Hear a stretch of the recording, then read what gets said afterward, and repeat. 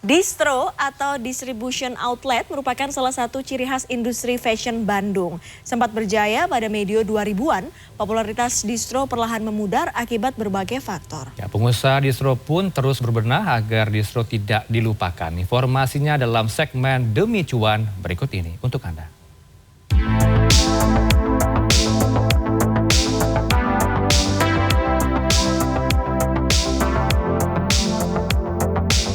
Sebagai salah satu kiblat fashion Indonesia, Kota Bandung dikenal dengan keberadaan distro atau distribution outlet. Distro yang mulai bermunculan pada pertengahan 90-an mencapai masa keemasan pada medio 2000-an. Kala itu distro selalu ramai dan menjadi tujuan utama wisata belanja. Popularitas distro mulai meredup ketika brand retail dari luar seperti Korea dan Jepang mulai masuk dan mendirikan toko di Indonesia sekitar pertengahan dekade lalu. Preferensi gaya anak muda yang menjadi pasar utama distro pun mulai berubah, terutama sejak masifnya penggunaan media sosial. Pandemi COVID-19 dan pembatasan mobilitas masyarakat membuat banyak pengusaha distro kelabakan karena pembeli beralih ke toko online.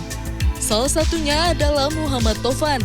Pria yang memulai usaha distro sejak 1997 ini mengaku merasakan pasang surut bisnis distro. Sejak maraknya toko online, tingkat kunjungan ke tokonya menurun hingga 30%. Ia pun terpaksa menutup 10 dari 20 outlet yang ia miliki. Pada masa pandemi, ia mulai beradaptasi dengan menyasar penjualan online. Saat ini ia mengaku omsetnya minimal 50 juta rupiah per bulan dari penjualan online, hampir 2 kali lipat nilai penjualan di toko. Tiap hari asal kita beriklan, kita bikin program, bikin konten bagus, penjualan pasti ada terus gitu. Karena era online sekarang ini udah semua lapisan masyarakat dari atas sampai ke bawah, sampai tingkat bawah pisan udah pegang gadget. Hal senada diungkapkan Hermanto yang terjun ke bisnis distro pada 2004. Popularitas distro yang merosot membuatnya harus menutup 3 dari 5 outlet. Agar usahanya tidak tenggelam, ia pun harus jeli melihat tren dan keinginan pasar. Saat ini, selain menggenjot penjualan online, Hermanto juga memperluas pasar dengan membuat produk bertema religi. Sasaran konsumennya tidak hanya remaja dan orang dewasa muda, tetapi juga anak-anak hingga orang tua. Itu dikasih kaosnya yang inspiratif lah, kaos dakwah kayak sholat, istighfar seperti itu. Alhamdulillah sampai sekarang masih banyak peminatnya. Produk-produk distro memiliki ciri khas. Biasanya produk dibuat dalam jumlah terbatas sehingga terkesan eksklusif. Masing-masing distro juga memiliki desain tersendiri yang membedakan merek satu dengan yang lain. Ciri khas eksklusivitas inilah yang membuat sebagian orang masih senang berbelanja ke distro.